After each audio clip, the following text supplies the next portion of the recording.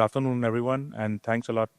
And Michael, thanks a lot for getting us together and for basically, uh, getting me to participate in this.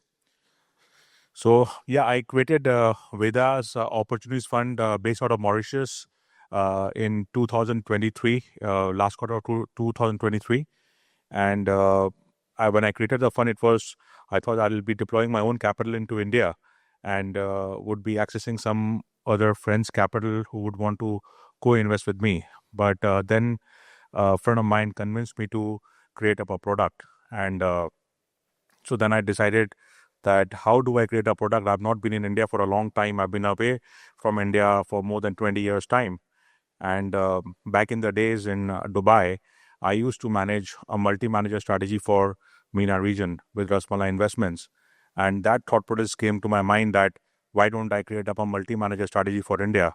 And that is how I started doing up my homework in putting up a product across. And we are basically going live with our product, which is allocating capital to 6 managers who are based on the ground in India. And when I started doing my rounds to meet these managers in India and many more, I realized that India has changed in the last decade. Not just Mr. Modi, but the way things are happening in India on the wealth management side or the asset management side. There are a lot of very good guys who are running their own shop and they are doing up a lot of good work. They can be compared to any Western style managers, and they are very, very direct in terms of what their strategy is and how they are deploying clients' capital.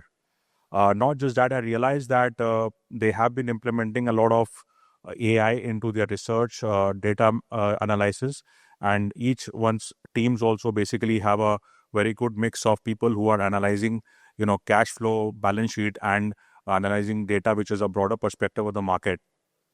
So basically, uh, my target clientele would be people who are wanting to look at investing into India, and they typically end up investing in India through an ETF or an iShares or other very very large funds.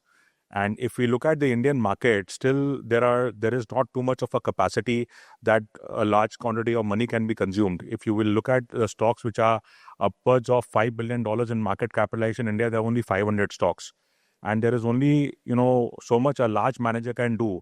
So that is why I chose basically managers who are of a size where their funds can be agile.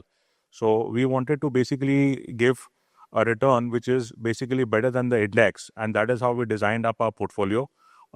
We have chosen 6 managers for the start. We are going live this month, and we are targeting to achieve returns upwards of 15% in dollar on an ongoing basis. India had a very good 3-4 year run after the COVID, and then basically in the last 1.5 years, Indian markets have not done anything great because the valuation got stretched.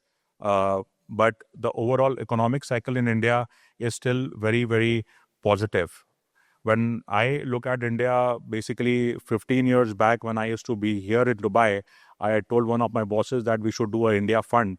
And I was told, wow, India, what are you talking? We can go and invest in the Palestinian stock exchange. So that was the verbiage that people had, or that is the thought process what people had about India 10 to 15 years back.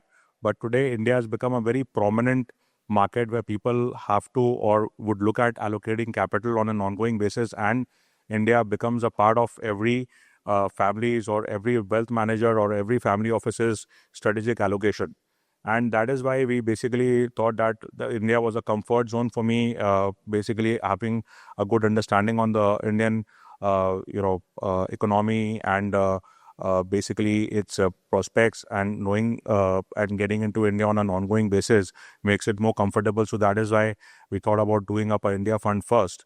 And we have chosen managers who are great in their perspective, and we are going live this month, and I'm committing my own capital to the fund, as well as basically some of the Singaporean based multifamily offices are also backing us, and we will see how we grow in the future. If anybody wants to discuss anything about investing into India further, I'm around and we can have a chat.